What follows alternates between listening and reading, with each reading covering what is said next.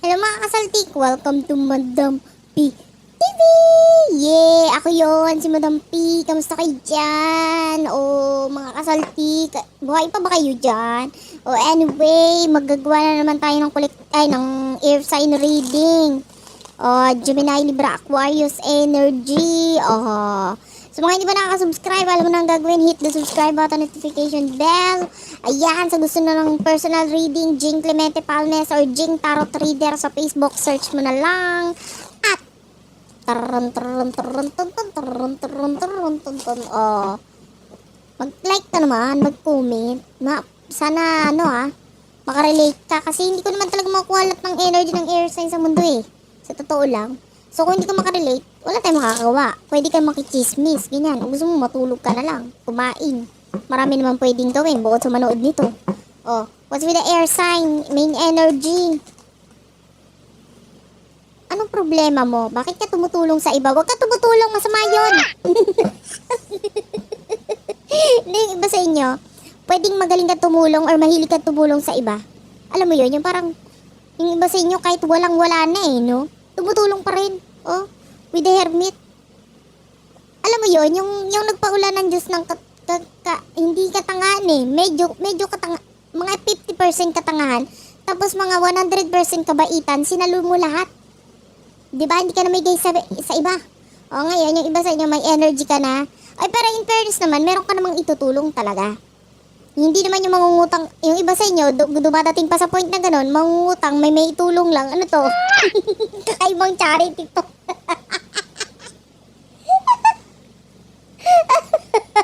Maintindihan ko kung sasabihin mo na, oy, sige pa, utangin kita pag nanalo ako sa loto, ha?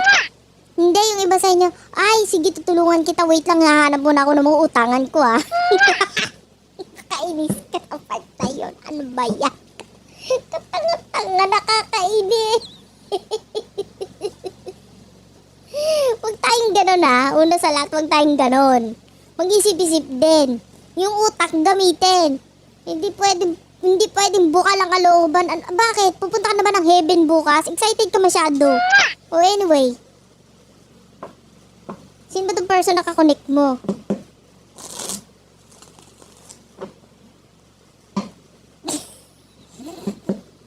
Mabait ka kasi eh. Sa totoo lang, na-appreciate ko mabait ka. Pero tanga lang. Alam mo yun. Wag tayong tanga, okay? Yun yung pinaka-advice ko sa'yo ngayon. Wag tayong tanga. Okay lang maging mabait. Pero utak-utak din tayo, ha? What's the air sign? Oh, sino ba person to? The lovers. Oh, what's with the lovers? May iba sa inyo pwede may partnership, relationship, whatever ship ang nangyayari sa inyo. Oh, ship-shipan. Bottom of the deck is the Five of Swords.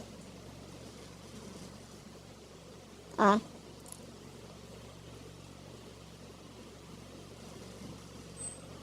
At pwede yung person may problema.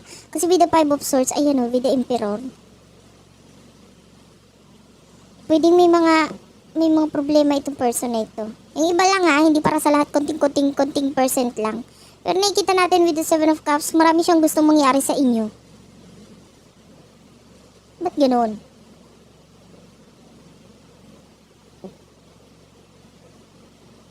Alam mo, kahit papano, na-appreciate nitong person na ito yung mga pinagagawa mo sa kanya eh. Tapos ikaw naman parang gusto mong sampalin yung person na hindi pwedeng appreciate lang. Mahalin mo ko, love me. O, diba? Ano to? Ano to? Hindi ako nagkakamang gawa para ganto-ganto lang. Kaya kita ginaganyan. Kaya ako nagpapakabait sa'yo. Kasi mahal kita. Uy! Ano ba yung pagmamahal na yan? Bakit nangyayari yung ganyan? Nakakatanga pala yung pagmamahal. Oh. Ano naman ang nasa isip mo regarding your person?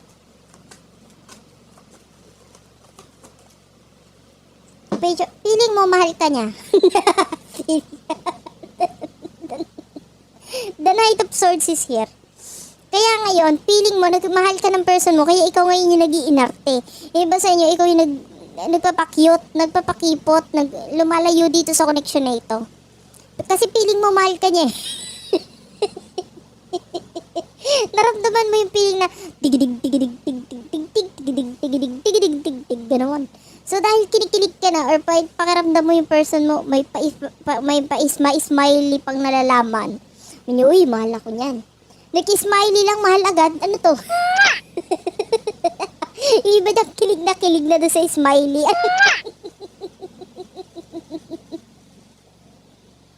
Nakakainis.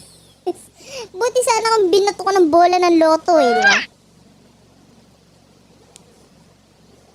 O, the star. O, feeling mo rin pangarap ka niya. Alam mo na, papakamot talaga ako sa'yo. Sa totoo lang. Ba't ganyan ka? Wala ka na talaga sa katinuan. O ano naman feeling ng person mo? Kung feeling mo, mahal ka ng person mo, ano naman feeling ng person mo? Alamin natin. Naluloka ako sa'yo. O feeling niya mismo siya. Feeling niya mismo siya. Ngayong atat na atat ka nang makita siya.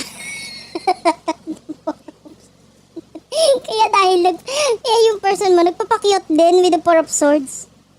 Piling-pilingan kayong dalawa. Bagay nga kayo para kayong tanga. Mag-usap kayo ng maayos. Kasi nga ba sa inyo, hindi kayo nag-uusap ng maayos eh. Sabihin mo sa kanya, uy, feeling ko love mo ako. Kasi sabihin naman ng person mo, uy, feeling mo lang yun. Ako nga, feeling ko nga mismo ko eh. Sasabihin mo naman din, feeling mo lang din yun. Oh. Hindi, feeling niya na may mismo siya. With whoever the magician, pwedeng nagpapakyut din yung person mo, hindi rin masyadong open eh. Hindi rin masyadong nagsasabi kung anong feeling niya. Naloloka talaga ako sa kanito. Hiyat ako sa puso. Huwag na natin to ituloy. Baka mapaaga ako sa inyo. Ano bang connection to? Ano emotion mo para sa person mo? O yung iba naman sa inyo, parang nagbago yung emotion mo sa person mo or yung pakikitungo mo sa kanya. The Five of Swords is your Gemini, Libra, Aquarius energy. Yung parang wala kang pakialam pero may pakialam ka pa rin pala. Yung iba sa inyo with the Nine of Pentacles, ino-open mo yung sarili mo sa mga oportunidad, opportunity, ganyan. Kasi nga nagpapakyut ka nga eh, syempre. Parang kunwari, uy, ayoko na sa'yo, ay, may iba na ako, ganyan. Ay, feeling na limutan na yung person, with the will, pwedeng iba sa inyo, akala mo hindi mo na masyadong mahal yung person mo, pautot. The Hierophant is here. You could be married with this person. Pwedeng kasal ka sa kanya or marami siyang lessons na naituro sa'yo. Alam mo yun? So, ano naman ang emotion ng person mo para sa'yo?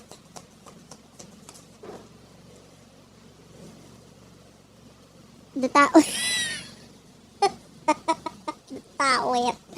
Nakakainis. Bakit ganito? The Emperor.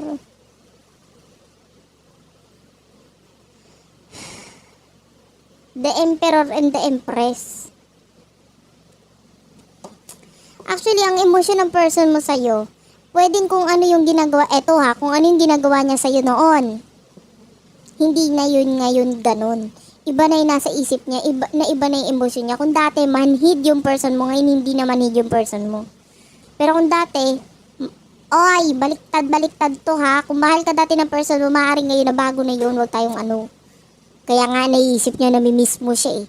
Pero kung yung dati hindi ka mahal ng person mo, or pinaparamdam niya sa'yo hindi ka niya mahal, gano'n. Ngayon mahal ka nitong person. The Page of Wands is zero. Gusto niya matapos yung komunikasyon. May iba sa inyo gusto ko makita nitong person na ito. Tapos ikaw naman, kunwari ayaw mo ring magpakita. Kaya nagpo-focus ka sa opportunity or finances sa buhay mo. So, what will happen in the near future?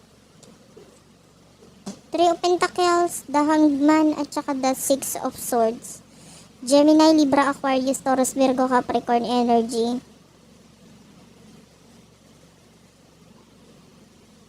Teka lang, kukunin ko na rin yun sa person mo.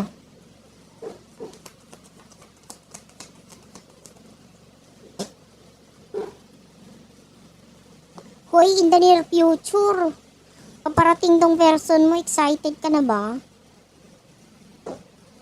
With the two, clarify ko lang yung two of swords ha. What's with the two of swords?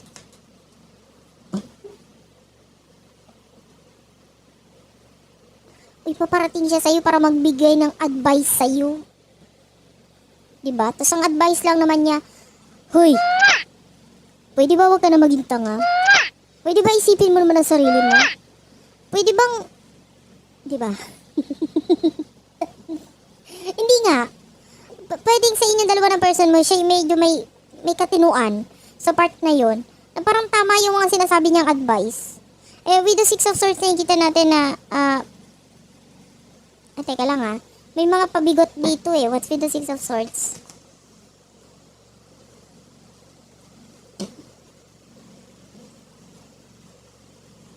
The Eight of Pentacles.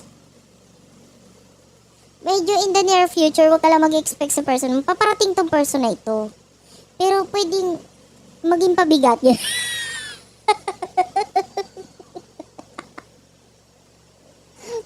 Dumating-dating pa pabigat lang pala.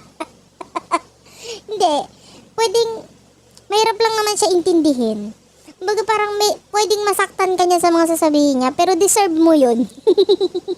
Deserve mo masaktan. Kasi hindi ka naman masasaktan kasi masasaktan ka lang sa advice niya kasi medyo masakit siya magsalita. Pero tama yung mga sinasabi niya sa'yo. Okay? Nagigets mo? Ang gets mo. Pwede ka niyang bigyan ng advice or kausapin in the near future. Paparating yung person mo. Pero pwedeng masaktan ka sa mga sasabihin niya. Kasi nga, di ba? Sabi ko sa'yo, tama naman yung mga sinasabi ng advice ng person mo. With the Hanged Man. Pwedeng matagal mo nang hinihintay ito, paparating na sa'yo, kaya lang pwedeng saktan ka niya. Which is, karapatan niya yun.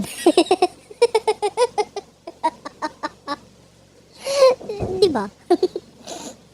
Kasi, sinaktan mo rin siya Hindi ka aware, maaaring hindi ka aware kung paano mo siya nasaktan, pero nasaktan mo siya. Sasaktan ka rin niya.